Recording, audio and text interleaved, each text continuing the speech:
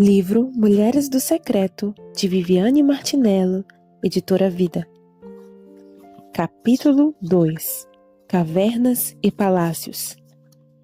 Não se mova por ambições pessoais, nem entre por qualquer porta que se abrir à sua frente.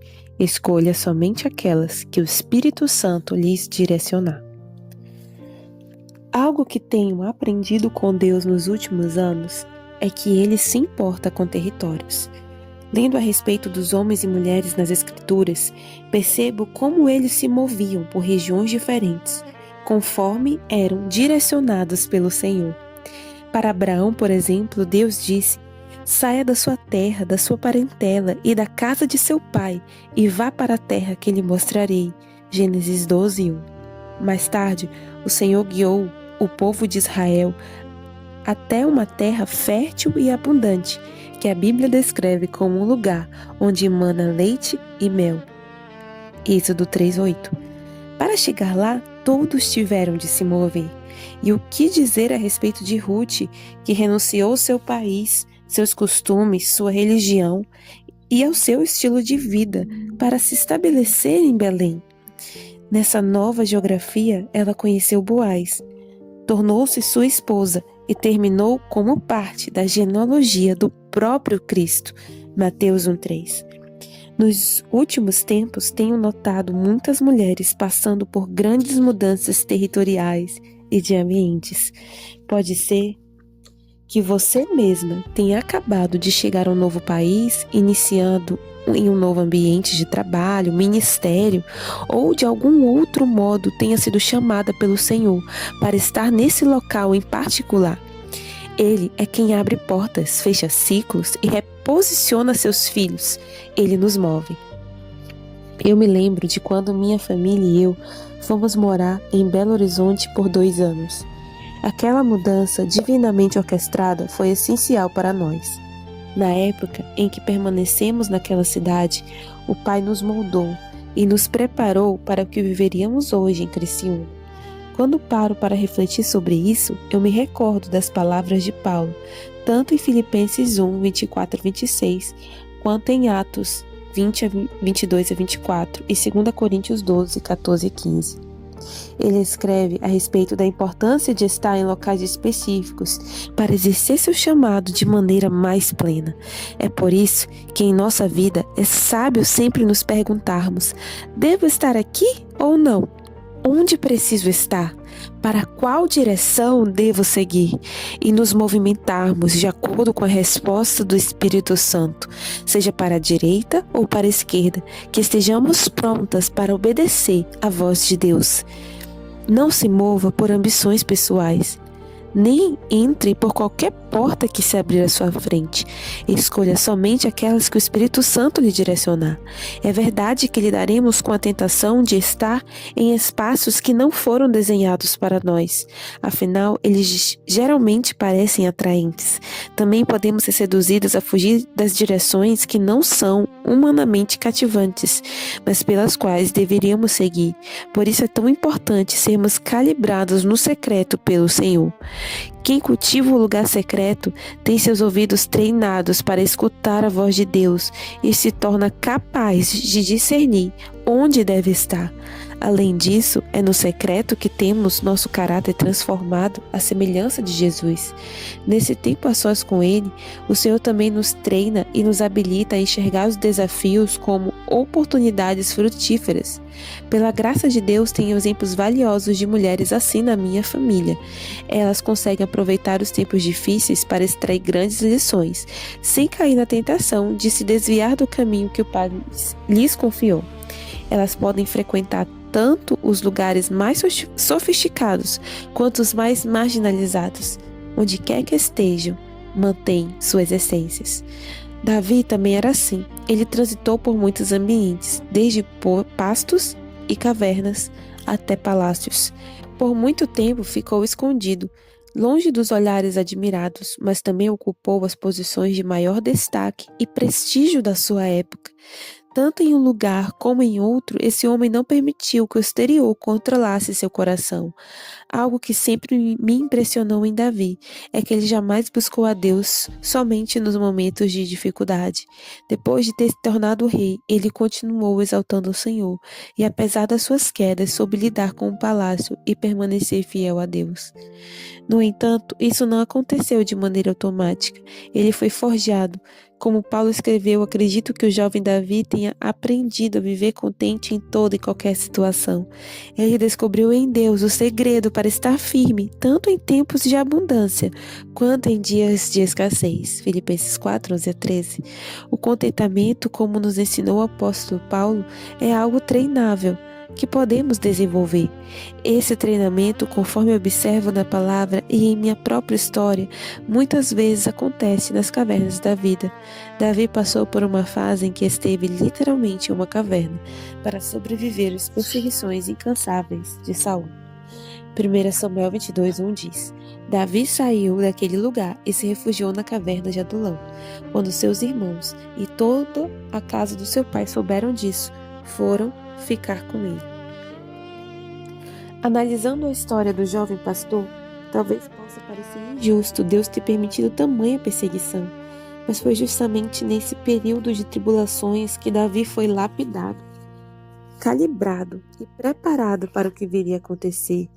A Bíblia diz que ajuntaram-se a ele todos os homens que estavam em dificuldades ou que tinham dívidas e todos os amargurados de espírito, e Davi se tornou o chefe deles, e havia com ele uns 400 homens. 1 Samuel 22:2. Naquela caverna, o jovem que governaria Israel se uniu a homens com circunstâncias parecidas e começou a desenvolver a base de poder que o sustentaria nos anos seguintes como rei. Ali, Davi precisou lidar com pessoas que apresentavam problemas reais e complexos. Contudo, não só se esquivou, como se tornou chefe deles. Mesmo em um ambiente em que poucos o viam, mostrou-se útil e foi promovido. Só quem passou pela caverna de Adulão sabe o que realmente ocorreu por lá. Para nós resta imaginar com que tipos de desafios ele deve ter se deparado e como esse contexto provavelmente deve tê-lo transformado. Sem dúvida, Deus utilizou a aparente maldição em uma situação que cooperou para o seu bem. A história de Davi é mais uma evidência de como podemos descansar na onipotência e soberania do nosso Pai. Nem sempre compreenderemos tudo o que acontece na vida, mas Ele é quem sabe o que está por vir e de qual forma forjará em nós os atributos necessários para os próximos passos da nossa jornada. O que cabe a nós é sempre buscarmos Sua presença e aprendermos a viver bem em toda e qualquer situação. Pode ser que para isso você necessite de uma transformação profunda, e se é assim, o importante é jamais se esquecer de que é possível desenvolver o contentamento, não importa em que fase você se encontre. Muitas vezes me senti frustrada diante de certas situações, até que me dei conta do valor de alimentar a gratidão, tanto nos momentos desafiadores quanto nos alegres. Esse princípio da gratidão marcou meu coração de forma especial, após uma experiência impactante que vivi no fim de 2024. Na época, passei por uma cirurgia que exigia anestesia geral. O problema é que ela desencadeou uma parestesia em todo o lado direito do meu corpo. Após a operação, já no quarto, percebi que não conseguiria falar corretamente, nem me levantar ou mover a perna direita, enquanto o lado esquerdo parecia normal. Assustada com aquela sensação, pensei ter sofrido um AVC ou outra emergência neurológica durante o procedimento. Aquela era uma complicação difícil de prever, por isso os médicos não haviam me alertado sobre essa possibilidade. Não fazia ideia do que estava acontecendo, nem se voltaria a me mover. A verdade é que eu me senti desesperada e chorei muito. Desde o meio-dia, o movimento do meu lado direito estava completamente perdido. As horas passavam com uma lentidão angustiante e não havia sinais de melhora. Não parei de interceder por um minuto sequer. Graças a Deus, por volta das 9 horas da noite, todos os meus movimentos voltaram ao normal.